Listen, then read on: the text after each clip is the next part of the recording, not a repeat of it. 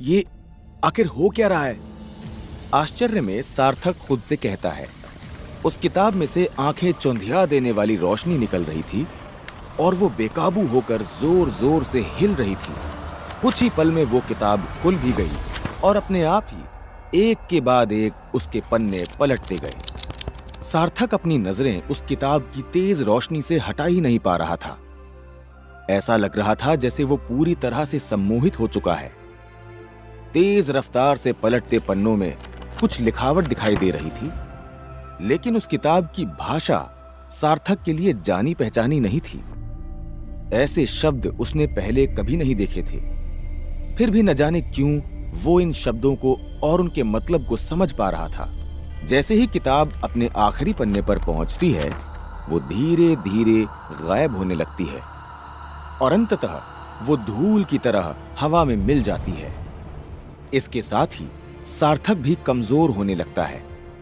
उसके पैर लड़खड़ाने लगते हैं, उसे बेहोशी छा जाती है और उसकी आंखें बंद हो जाती हैं। बेहोश होने के ठीक पहले उसे अपने कानों में एक संदेश सुनाई देता है। बधाई हो, तुम्हें चुन लिया गया है, VA। आखिरी शब्द सुनने से पहले ही सार्थक बेहोश हो जाता है। कुछ देर के बाद सार्थक को होश आता है। उसकी पलकें आहिस्ता आहिस्ता खुलती हैं।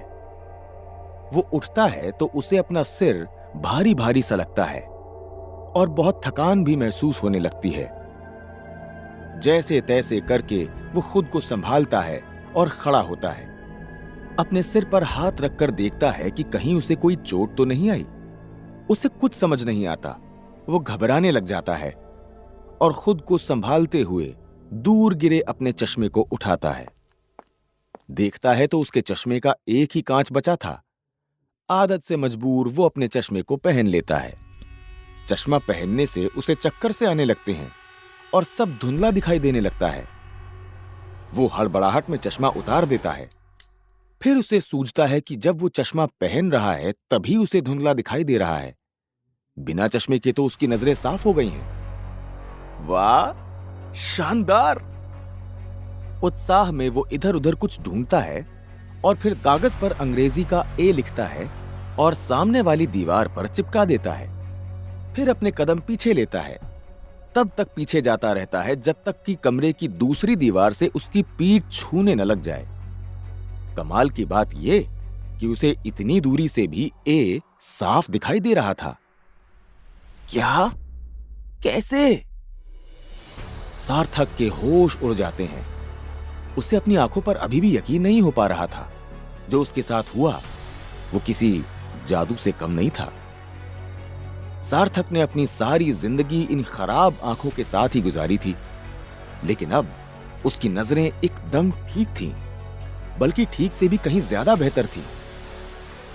फिर आहिस्ता से उसे सब याद आने लगता है कि जब उसने किताब पर गिरा हुआ वो कांच का टुकड़ा उठाया था, तब उसके अंगूठे से खून की एक बूंद उस किताब पर बने जबड़े पर गिरी थी।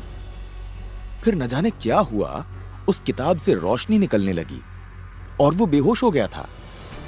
जब वो ध्यान से सोचता है तो और सारी कड़ियां मिलाता जाता है। तब उसे एक ही मुख्य कड़ी मिलती है और वो थी वो रहस्यमयी किताब।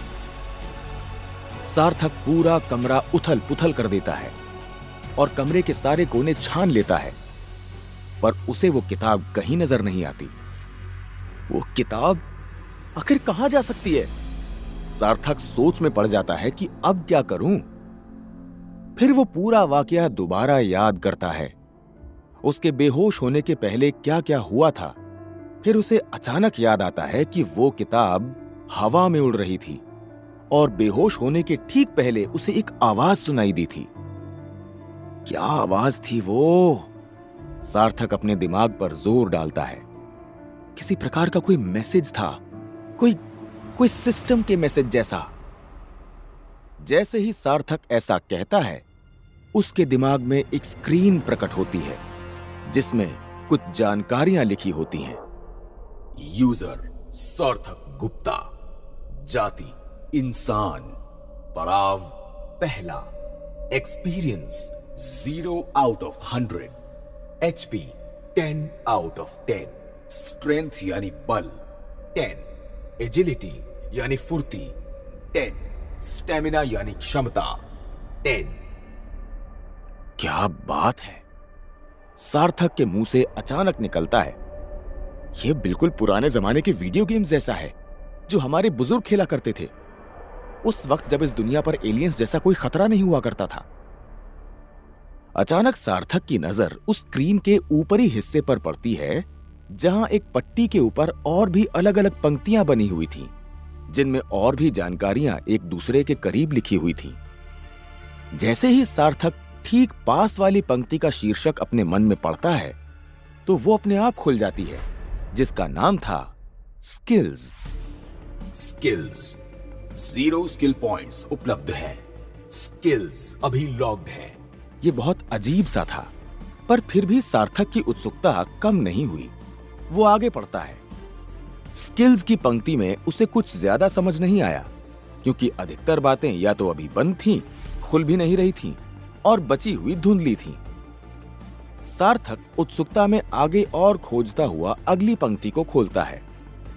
भंडार 10वें पड़ाव पर खुलेगा। यह भी बंद है, क्या इनमें से कुछ भी नहीं खुलेगा? सार्थक असमंजस में पड़ जाता है। उस पट्टी की आखिरी पंक्ति पर लिखा होता है चुनौती। चलो, कम से कम ये पंक्ति तो खुल रही थी, इसमें कोई प्रतिबंध नहीं लगा हुआ था।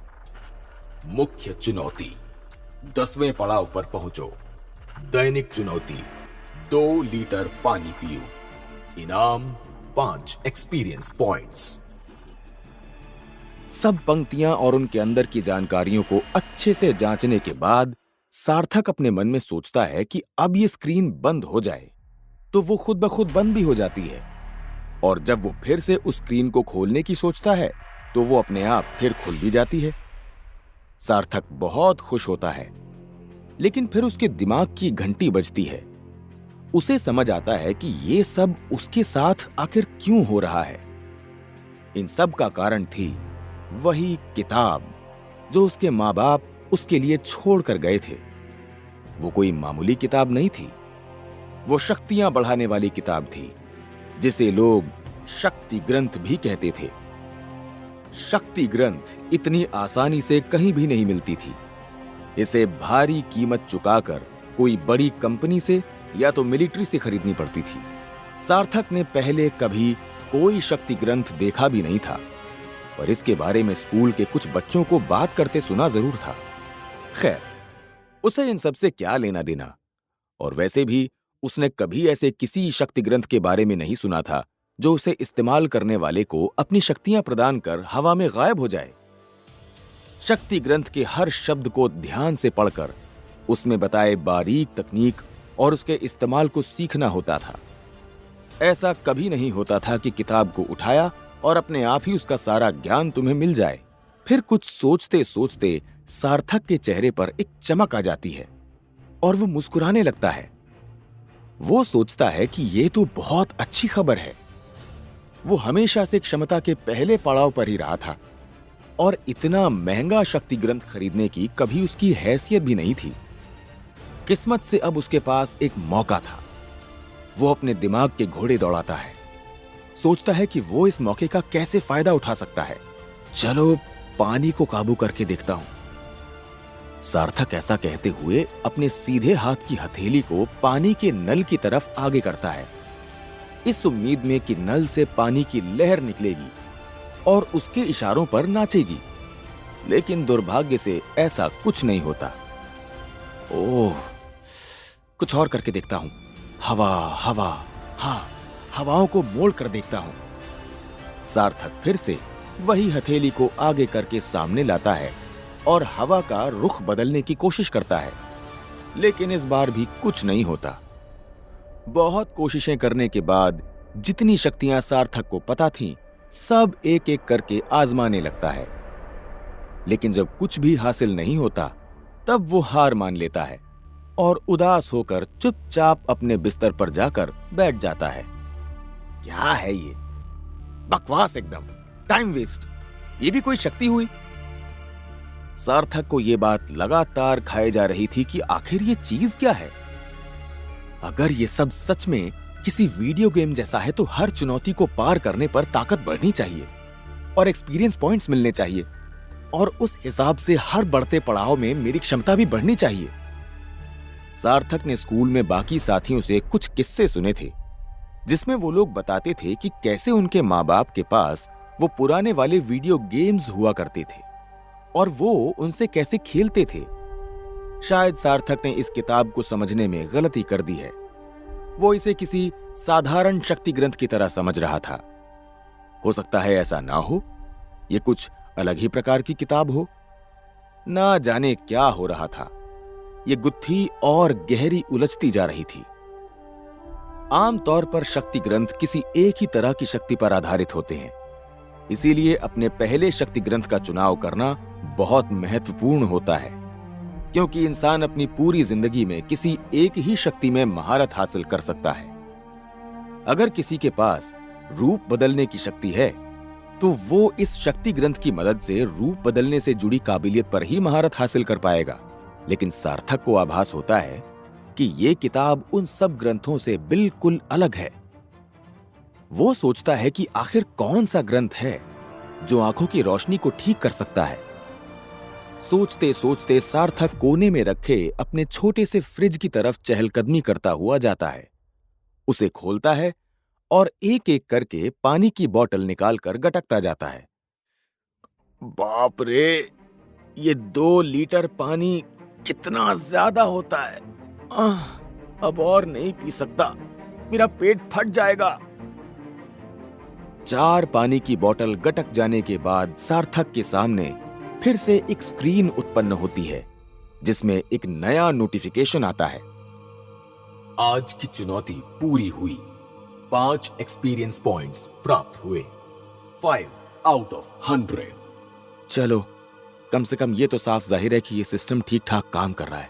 अब सार्थक को यह भरोसा हो गया था कि चुनौती पूरी करने पर एक्सपीरियंस पॉइंट्स तो पक्का मिलेंगे और धीरे धीरे पड़ाव भी पार हो जाएंगे।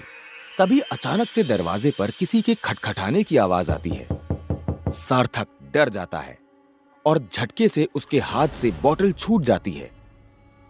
वो दरवाजे की तरफ डरते हुए देखता है। तभी फिर से उसे खटखटाने की आवाज आती है।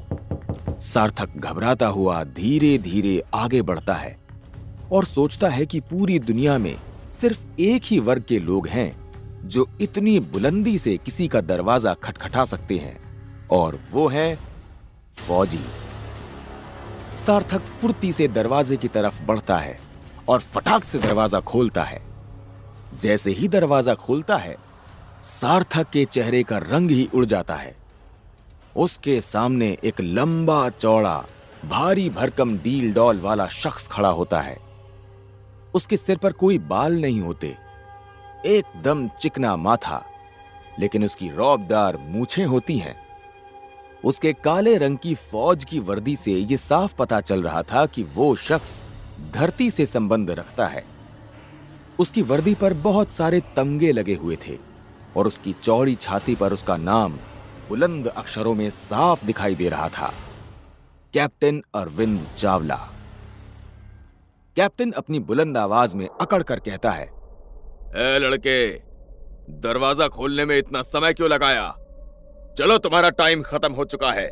इस कमरे को अभी के अभी खाली करो, बाहर गाड़ी तुम्हारा इंतजार कर रही है। इतना कहकर कैप्टन बाहर चला जाता है। इतना सब कुछ एक साथ हो रहा था कि सार्थक को कुछ भी समझ नहीं आ रहा था। वो कैप्टन की कही बातों पर भी कोई प्रतिक्रिया नहीं दे पा रहा था। ऐसा लग रहा था जैसे कि उसे कोई सांप सूंघ गया हो।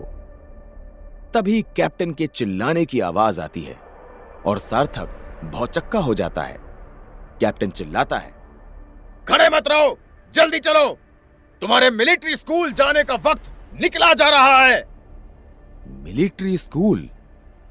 सार्थक को कैप्टन मिलिट्री स्कूल क्यों ले जा रहा है और ये शक्ति ग्रंथ का क्या माजरा है?